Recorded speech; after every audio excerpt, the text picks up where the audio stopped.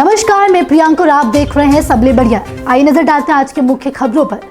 छत्तीसगढ़ की राजधानी रायपुर में बीते रविवार देश के सर्वोच्च न्यायालय के मुख्य न्यायाधीश न्यायमूर्ति एन.वी. रामना हिदातुल्लाह नेशनल लॉ यूनिवर्सिटी के 5वें दीक्षांत समारोह में मुख्य अतिथि के रूप में शामिल हुए। दीक्षांत समारोह को संबोधित करते हुए सीजीआई रामना ने छात्रों को बधाई दी और कहा कि ज्ञान और सूचना सबसे बड़े धरोहर हैं और इनका सही उपयोग करके ही हमें विकसित होते जाना है। दीक्षांत समारोह में मुख्यमंत्री भूपेश बघेल विशिष्ट अतिथि के रूप में सम्मिलित हुए। मुख्यमंत्री भूपेश बघेल ने हिदातुल्लाह नेशनल लॉ यूनिवर्सिटी के general law and social science के 6ठे संस्करण का विमोचन करते हुए गोल्ड मेडलिस्ट छात्रों को उपाधि वितरित की और उनके उज्जवल भविष्य के लिए उन्हें शुभकामनाएं दी। रायपुर के हिदातुल्लाह नेशनल लॉ यूनिवर्सिटी के 5वें दीक्षांत समारोह के अवसर पर 2 शोधार्थियों को डॉक्टर ऑफ फिलॉसफी की उपाधि प्रदान की गई। इसके अलावा कुल 23 छात्र छात्राओं को 66 गोल्ड मेडल के सम्मान से सम्मानित किया गया। 6 गोल्ड मेडल्स के साथ वर्ष 2020 बैच के अंकित पाल और 11 गोल्ड मेडल्स के साथ वर्ष 2021 बैच की पल्लवी मिश्रा ओवरऑल टॉपर रही। मुख्यमंत्री भूपेश बघेल ने कृषि विश्वविद्यालय के सभागृह में आयोजित धीवर समाज के महासम्मेलन को संबोधित किया। महासम्मेलन को संबोधित करते हुए मुख्यमंत्री ने कहा कि हमारी सरकार ने समाज के हर वर्ग के आर्थिक सशक्तिकरण के साथ मछुआरा वर्ग की बेहतरी के लिए अनेक कार्य किए हैं।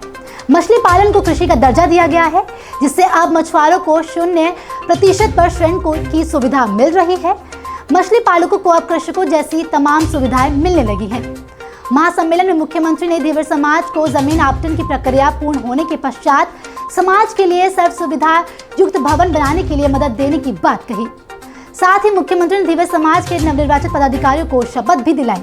रायपुर जिले के अभनपुर विकासखंड के ग्राम नवगांव में आदर्श गौठान और महिला समूहों द्वारा संचालित आय मूलक गतिविधियों के मुआवजा के दौरान आरबीआई के पूर्व गवर्नर रघुराम राजन ने छत्तीसगढ़ सरकार की गौठान और गोधन न्याय योजना की सराहना की।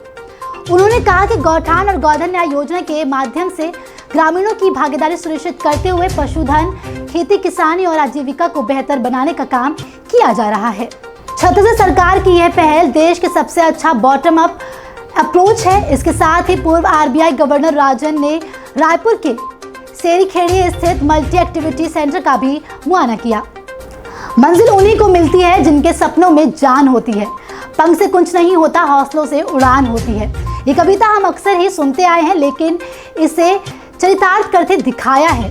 रवनिका रायपुर के हिदातुल्लाह नेशनल लॉ यूनिवर्सिटी से DLLB 2021 बैच की टॉपर हैं और इन्होंने प्रोफेशनल एथिक्स में गोल्ड मेडल हासिल किया है। यवनिका को ये गोल्ड मेडल यूनिवर्सिटी के 5वें दीक्षांत समारोह में चीफ जस्टिस ऑफ इंडिया की मौजूदगी में प्रदान किया गया।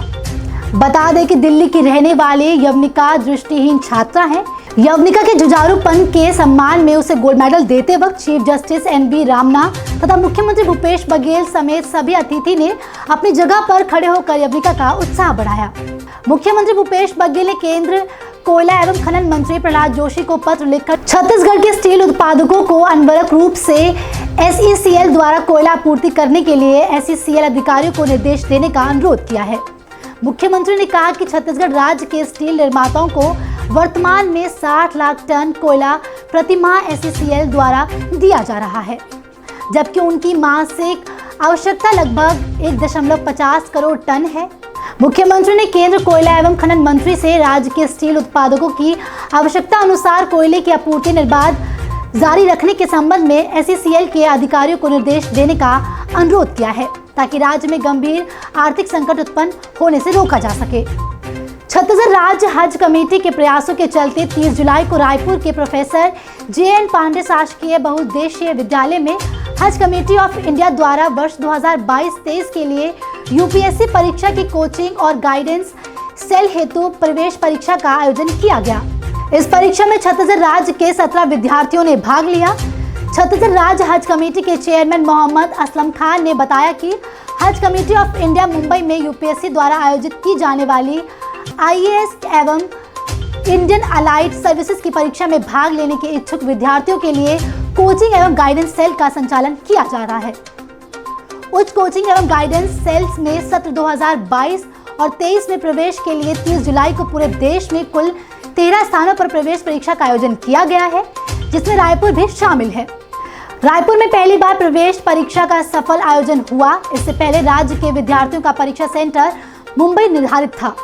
परीक्षा का आयोजन प्रोफेसर JN पांड्या शासकीय बहुउद्देश्य विद्यालय के प्राचार्य MR सावंत व सहयोगी शिक्षकों द्वारा पूरा किया गया। मुख्यमंत्री भूपेश बघेल ने स्वतंत्रता संग्राम सेनानी, प्रखर चिंतक एवं प्रमुख समाज सुधारक बाल गंगाधर तिलक की पुण्यतिथि पर उनके चित्र पर पुष्प अर्पित कर उन्हें नमन किया। मुख्यमंत्री ने कहा कि बाल गंगाधर तिलक जी ने सबसे पहले पूर्ण स्वराज की मांग उठाई। उन्होंने स्वराज मेरा जन्मसिद्ध अधिकार है का प्रेरणादायक उद्घोष किया। इससे जन जन में देश की स्वतंत्रता के प्रति जागरूकता का संचार हुआ। जनता को देश प्रेम एवं अन्याय के विरुद्ध संगठित करने के लिए उन्होंने सार्वजनिक गणेश उत्सव और शिवाजी उत्सव की शुरुआत की। देश के स्वतंत्रता आंदोलन में उनका यह योगदान सदैव अविस्मरणीय रहेगा। अभी के लिए इतना ही। जल्द लौटते हैं दूसरी खबरों के साथ। तब तक बने रहे सबले बढ़िया के साथ।